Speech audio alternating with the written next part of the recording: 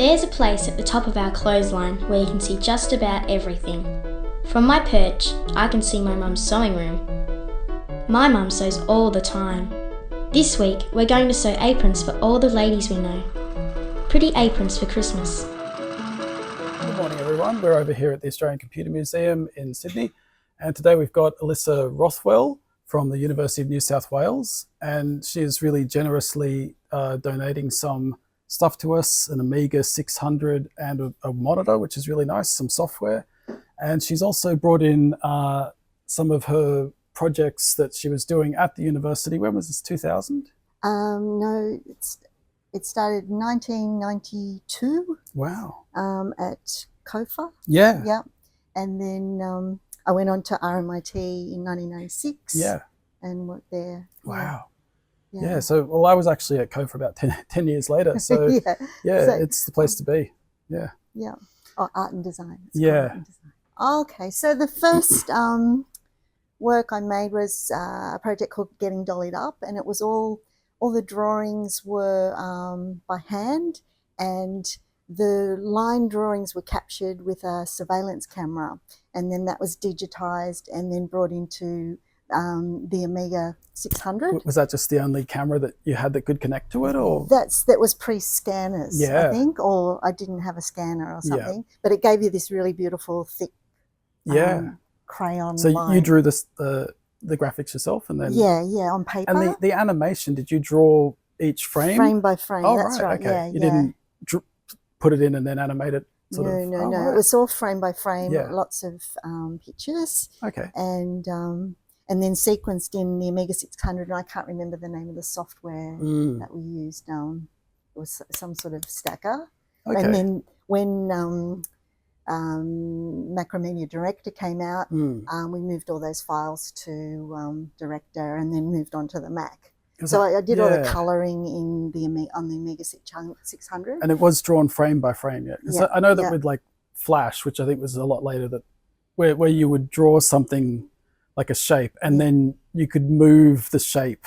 Yeah. Kind of, you could say move this thing, but you were sort of doing it more as so it's sort full of pre-cartoon animation. And you use the computer to sequence the pictures. Yeah.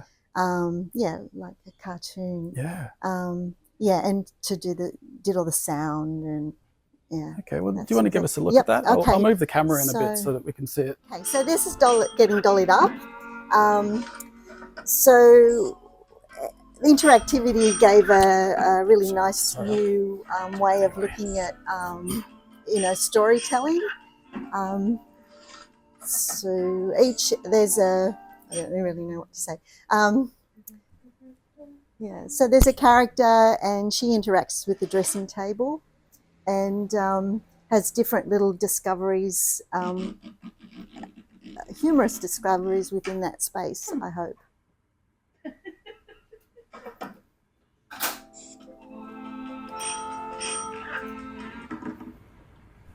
Saturday night and I'm feeling alright. They call me Lady Bump, Lady Bump.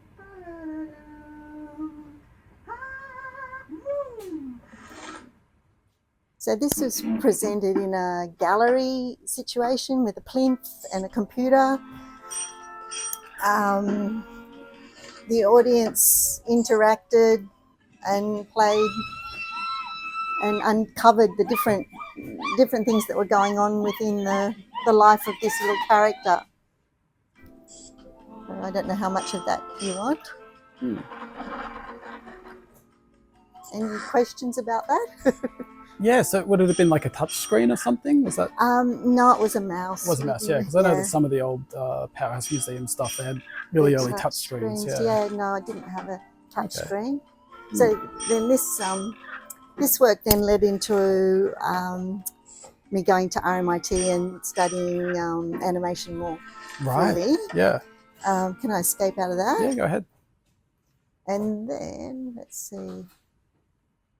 Oh, I love these mice that have got that little. They have the little dark spot, little quiet spot. Yeah, when the ball's a little bit out of round. Yeah. I don't know what this is going to look like. I don't know what you've got. Yeah.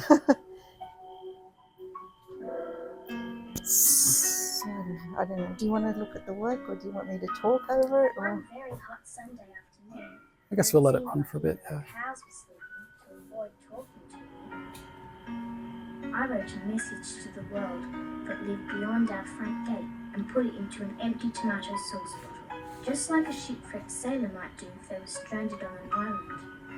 Or like a movie I'd seen on TV. I sealed the bottle with candle wax and tossed it into the creek.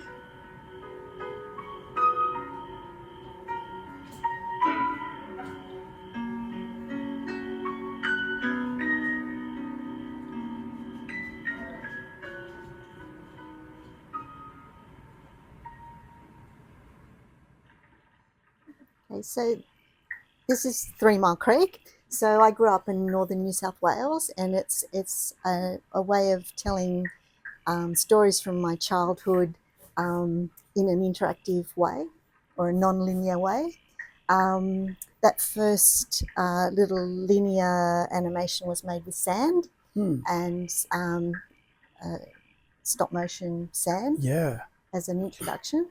So then you go into the farm and you explore. I don't know if we should really go over there. So you, The cows are full of worms. She's looking at her. Floors of bed. Mum says the men just spit and swear.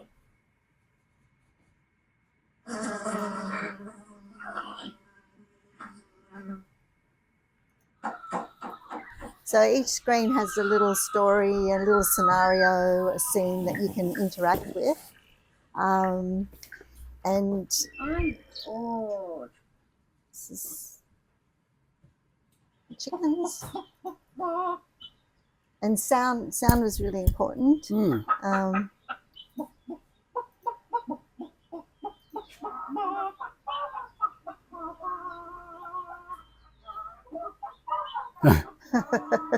So the chickens have a number of songs. So everything's built around a kind of a whole lot of choices. So Yeah. and a bit of randomness. So yeah, and the bottle tells Let's the watch the chickens and teach them to sing. the bottle tells the story, and the magpie takes us back to the main screen. So there's lots of little scenarios in there. Over to those tall trees. So you lots of time to explore that. So I'll pop out of that one. So that was 1996. Now in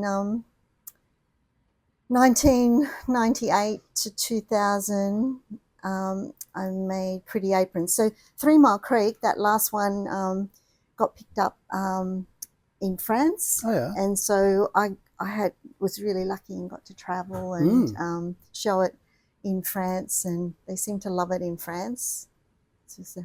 And then I had some funding to make another one.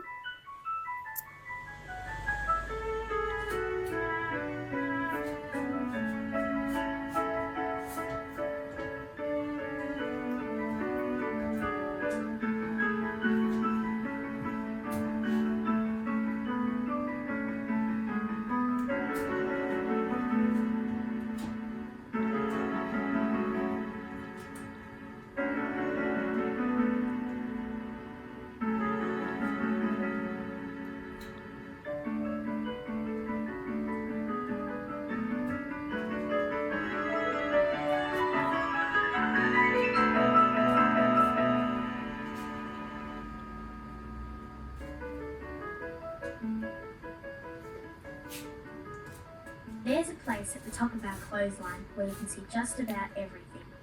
From my perch, I can see my mum's sewing room. My mum sews all the time. This week, we're going to sew aprons for all the ladies we know. Pretty aprons for Christmas.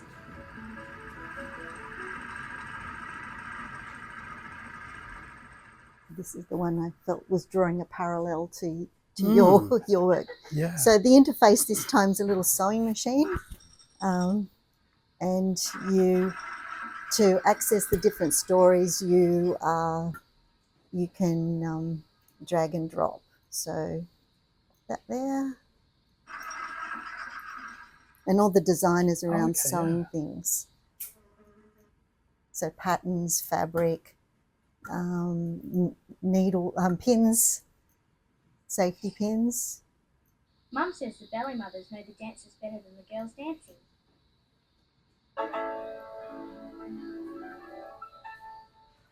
Stand up straight.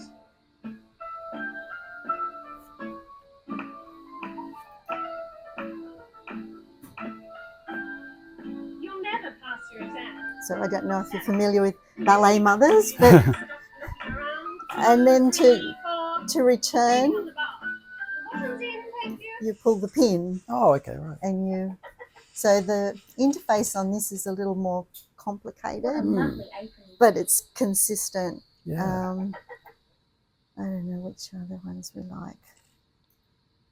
And when you've visited, you get an apron. It's hard work, this interactivity. Maybe that's why Mum says she could never live in town. Everyone knows everyone. nobody does it anymore. Yeah, well, I think once we've gone through this, we can talk a bit about Oh, that, about okay, yeah. how these worked, and then I guess the legacy of it. Yeah. So these ladies talk to each other, but I think I have to.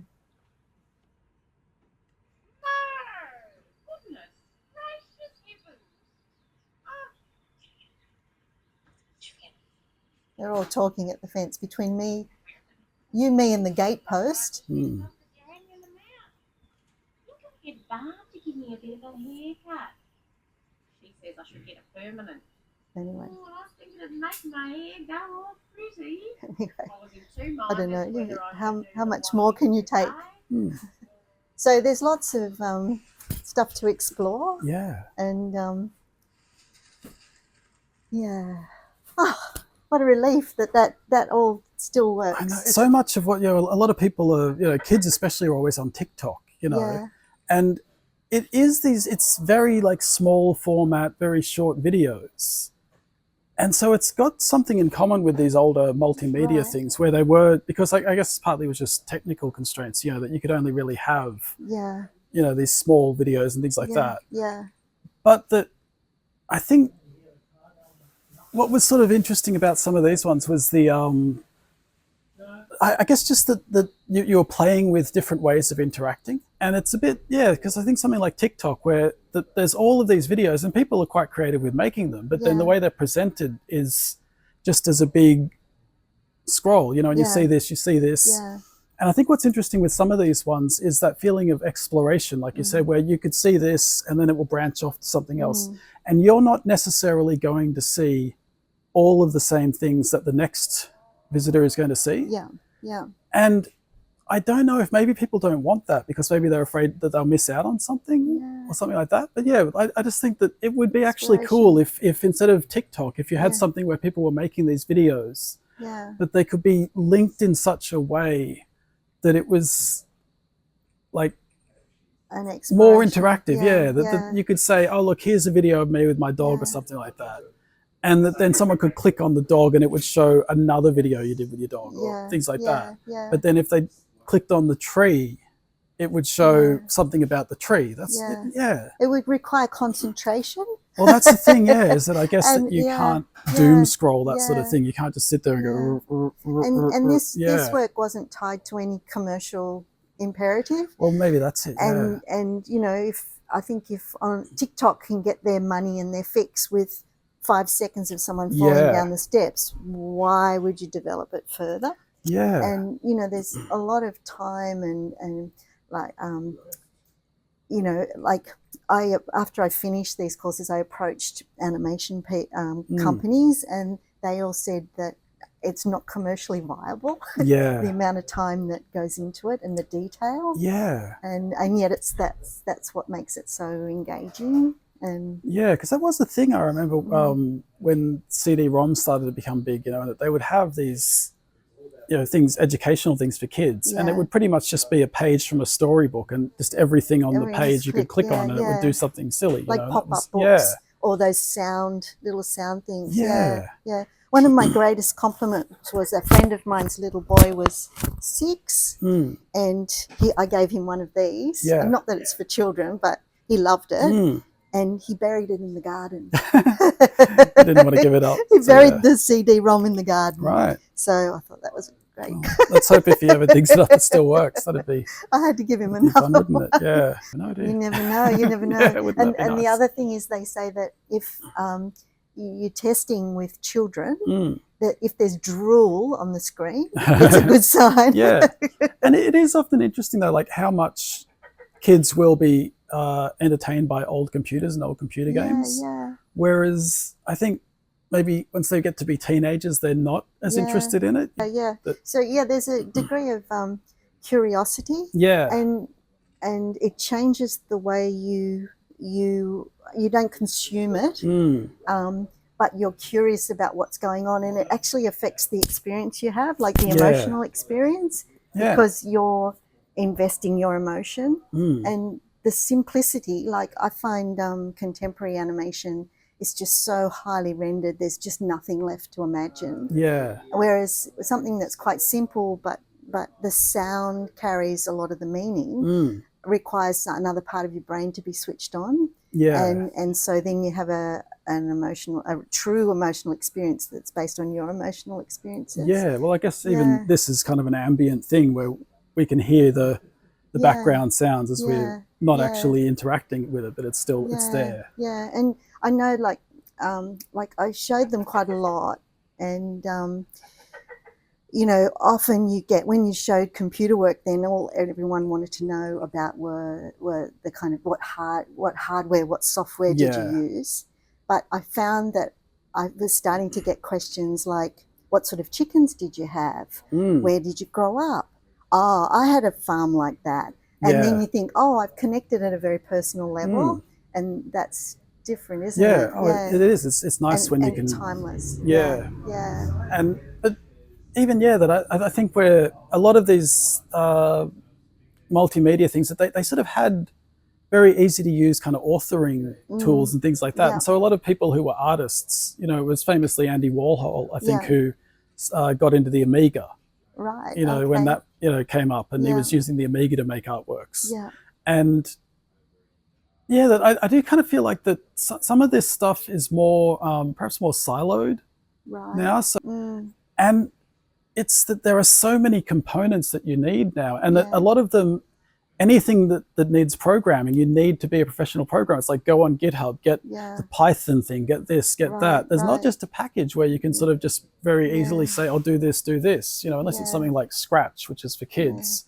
But then that's very limited. So with every software upgrade brings great dread, because to me, because they taking away your control.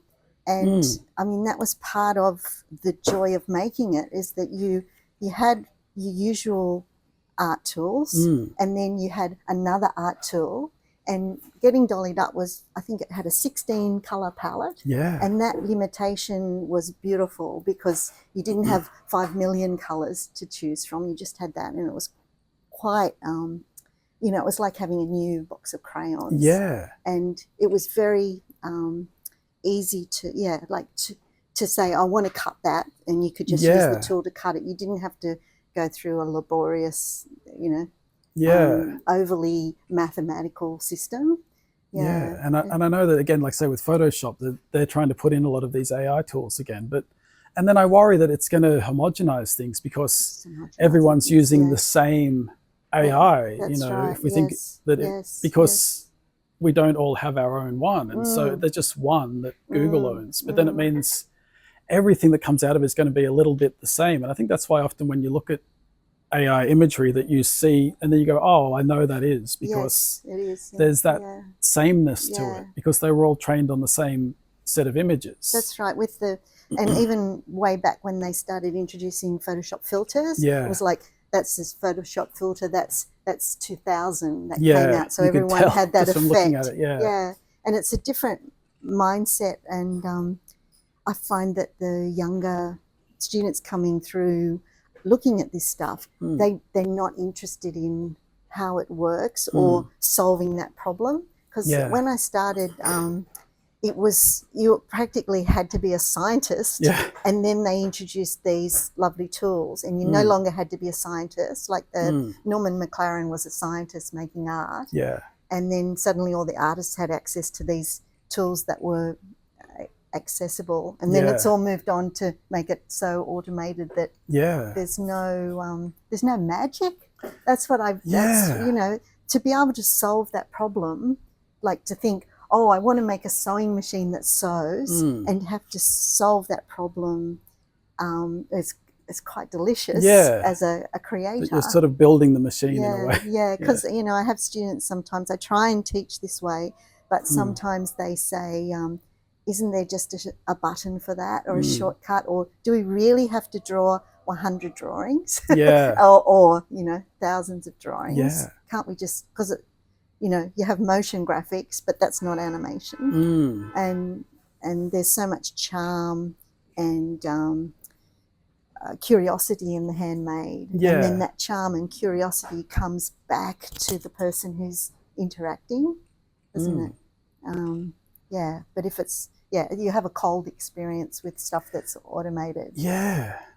Cold commercial experience. I know, because I kind of, I don't know. I do think about how do you get kids into sort of, you know, doing some of these things, and do you have to give them the old computer? You know, I sometimes think it'd be good just to give my kids like an old 8-bit computer and make them do everything in BASIC. You know, because even like, I mean, that's how I learned to type. You know, it was because you had to be able to type to play games.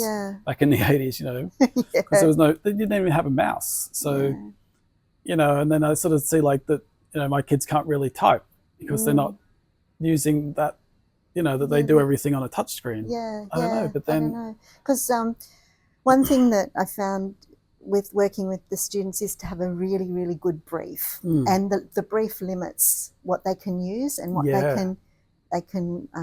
You know, I had a teacher in 1996 who said that when you drew with the mouse, it was like drawing with a brick. But that in itself created these really interesting drawings.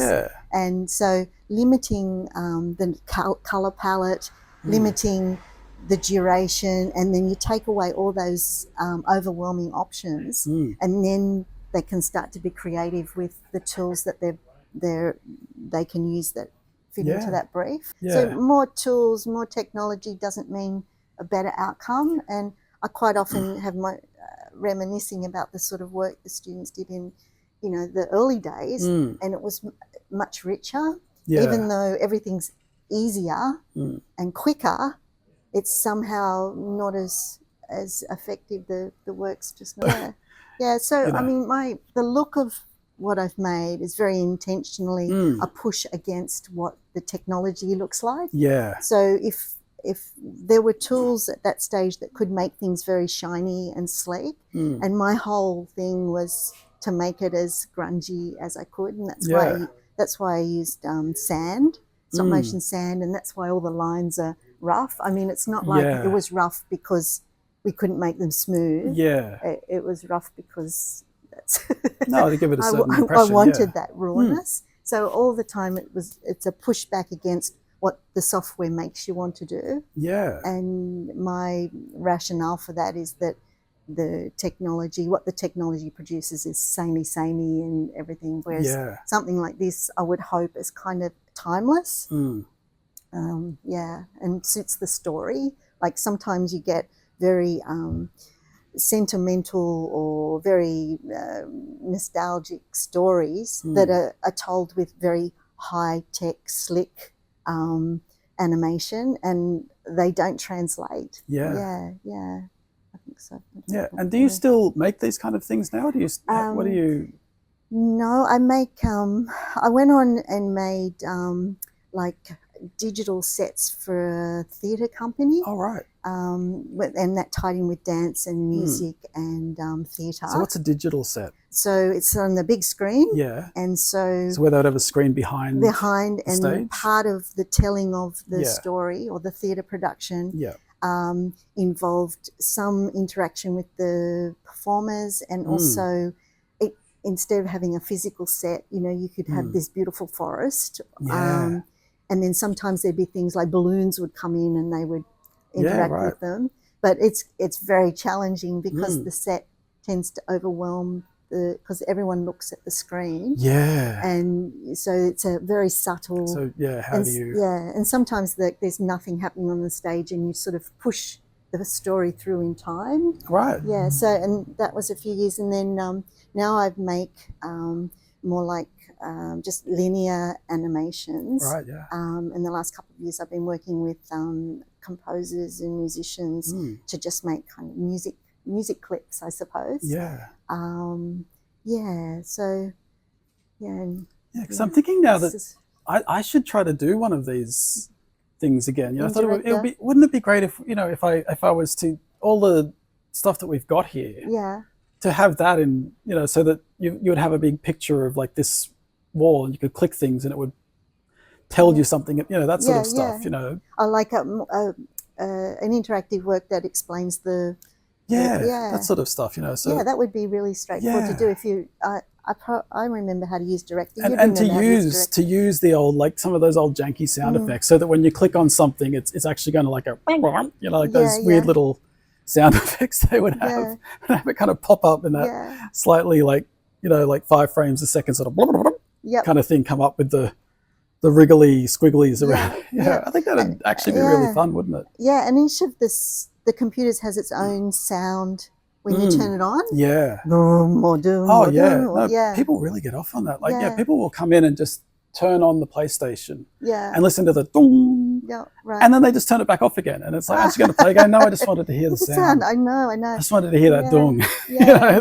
That's my childhood, is the dong. The dong. And you get this really warm sort of feeling like I'm going to sit down now and I'm going to make something, and it feels like when you felt when you're little, when you had coloured pencils. And and it's another one of those things where maybe we've lost that sense of occasion because I never turn my computer off. Yeah. So I never hear the startup sound. Yeah, I don't know. There isn't a startup sound, I don't think. Maybe people feel like that about their phones. Yeah. They're very bonded to their Wouldn't phones. it be great if every time you unlock your iPhone, if it went... Yeah. Well, so people don't want that. With the Amiga 600, you can program that so that when you switch it on, it says something to you. Oh, yeah. And my partner at the time used to get on there and put things in so that when I switched it on, it would talk to me. Yeah. And just little things like that, which, and I guess that like I can see that they were a bit goofy and that sort of stuff, maybe that's, but it's also that does everything have to be so serious all the time? I don't know. I know that's your nostalgia and my nostalgia, and I suppose the kids with the phones have their game nostalgia, don't they? Yeah, and then I wonder about, my son used to play this educational game from his school, but it was on a website. Oh, okay, yes. And then I think 20 years from now, is the website going to be gone? Will there be a way that he can play that old game? Is somebody saving it somewhere? A lot of these old things, that there's still a disc or somebody has made a copy of it or something. And so you can get the educational games from the 80s and run them now. Yeah. But will there be the educational games from 2020 I don't know. still available in 2050, Yeah, and the internet, because I think CD-ROMs went when the internet started. Yeah. And then the internet was great because you could get these beautiful interactive games. Like I remember a fishing game where you bred your own fish and you ended up with these tanks of these gorgeous fish. Yeah. And that was all interactive. And then the bots and the search engines pushed, you could do a search and you got this wonderful random, you could pull up all sorts of great stuff, and now you can't pull anything up. I know. It's, it funnels you towards a few things. You can see Wikipedia boring. Or something like that, or Reddit, and that's about it. Yeah, it's so boring and it's so banal, and it makes me feel like I'm becoming more stupid because it's so narrow, whereas it used to be expansive. Yeah, maybe that's are kids kind of making these things maybe within spaces that we don't know about. That if you start to if you go into a game world or something, because then you sort of have things like where Facebook and are trying to make a VR thing, but it's going to be like Facebook but in VR, where it's going to be this shopping mall sort of thing where everything looks the same. Yeah, I know. But it would be nice if there was something where it's like everyone can just make whatever stupid thing they want to. Yeah. And you will, and that thing again of being able to walk, because that was kind of the nice thing with it being in Minecraft, is that there's no menu or something. It's like you just kind of drop into this sort of wilderness, and then you walk along, and then suddenly on the horizon you'll see a castle, and you go there. And it's just some, you know, random person in France's idea of a castle that they made themselves out of blocks, you know. And you can look around it, and it's not going to be the same as another castle that you might see in a different one. So I guess that it's that thing of like where are kids able to, because something like TikTok, that you can make your own thing, but because it's so heavily filtered by algorithms, so much of the stuff on TikTok is imitators of other things, that you can't make maybe like a really weird thing on TikTok because no one's going to see it.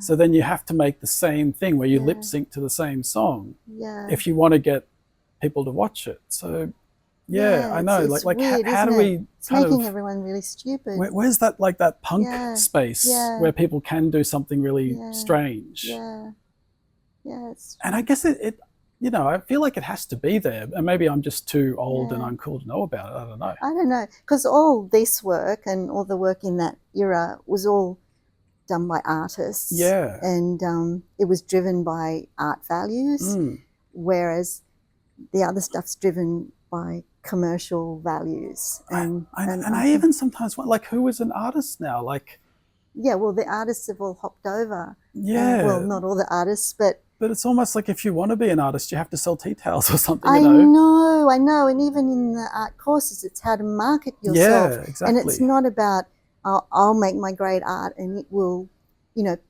people will understand. And people say, well, you know, if you're not on Instagram, you know, you're not going to be seen, no matter how great your work is.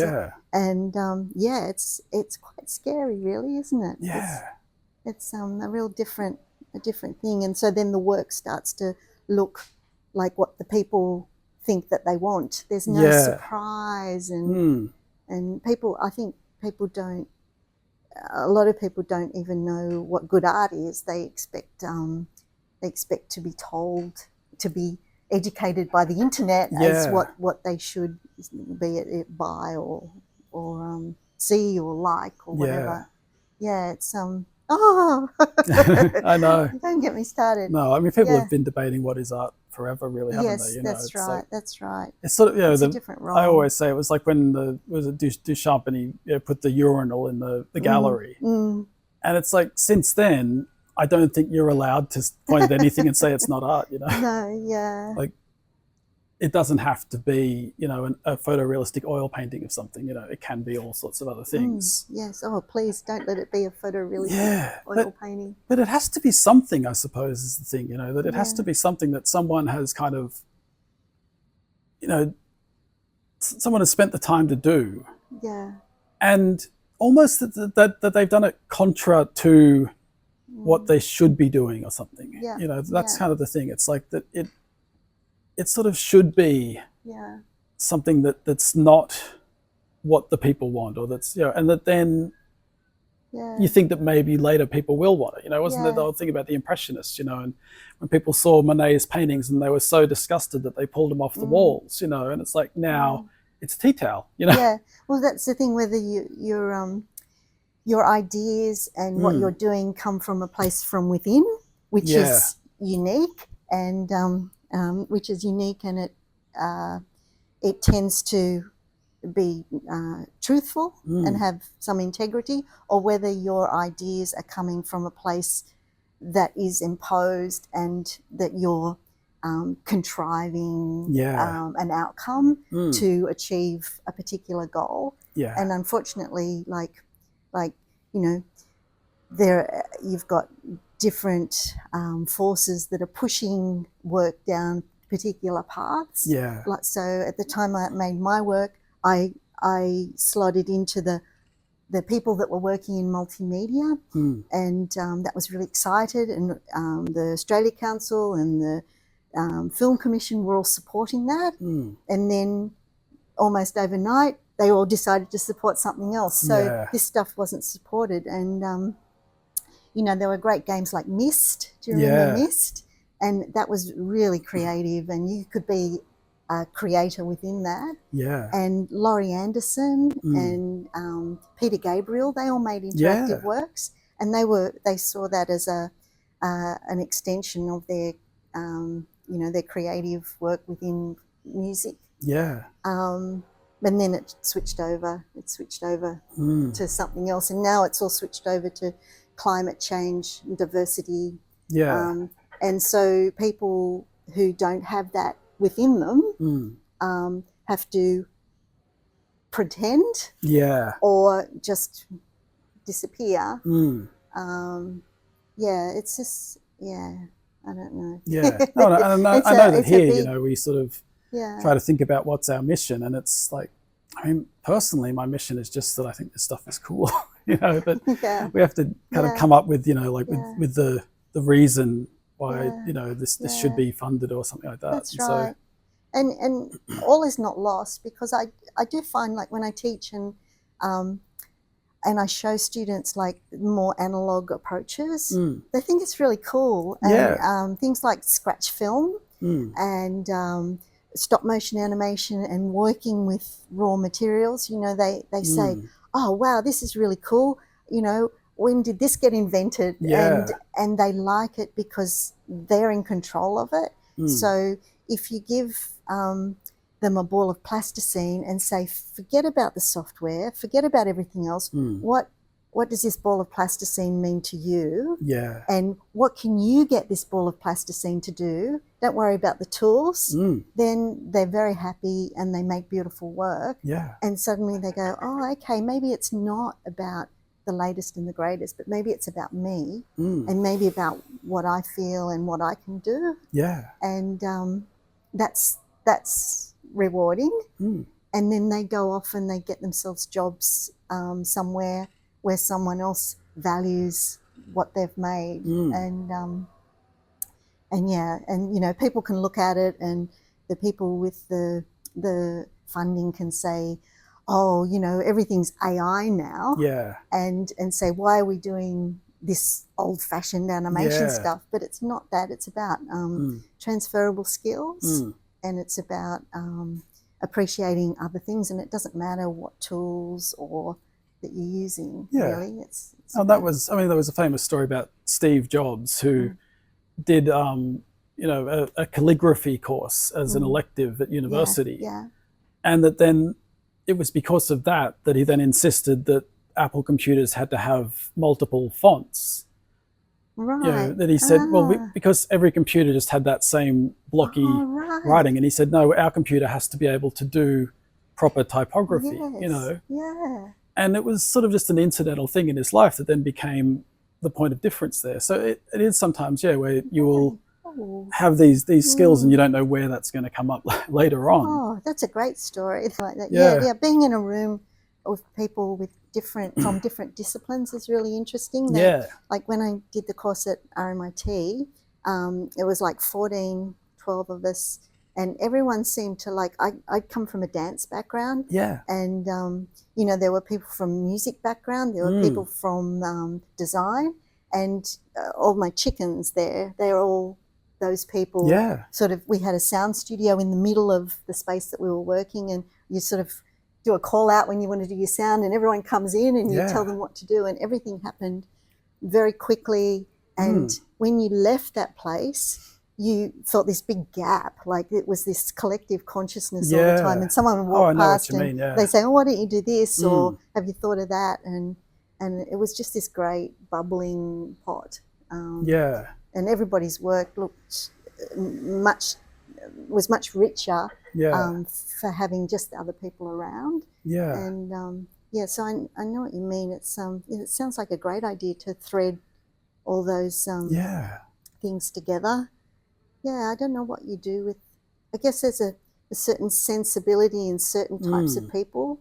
And, you know, what I say to the students, you know, if you just want to sit and do the same job over and over again, well, you might as well go somewhere else and just learn the software. But kind of my approach to dealing with the software is you work out what you want to do, and then you work out what tools you need to do them with. and probably you don't need to know all of Photoshop. You don't need to start at the beginning and learn everything. Yeah. And just the tools you like. Yeah, look, thanks heaps for your time. Thanks You're for welcome. talking to me, and thanks everyone for watching. Thank And you. we'll see you next time.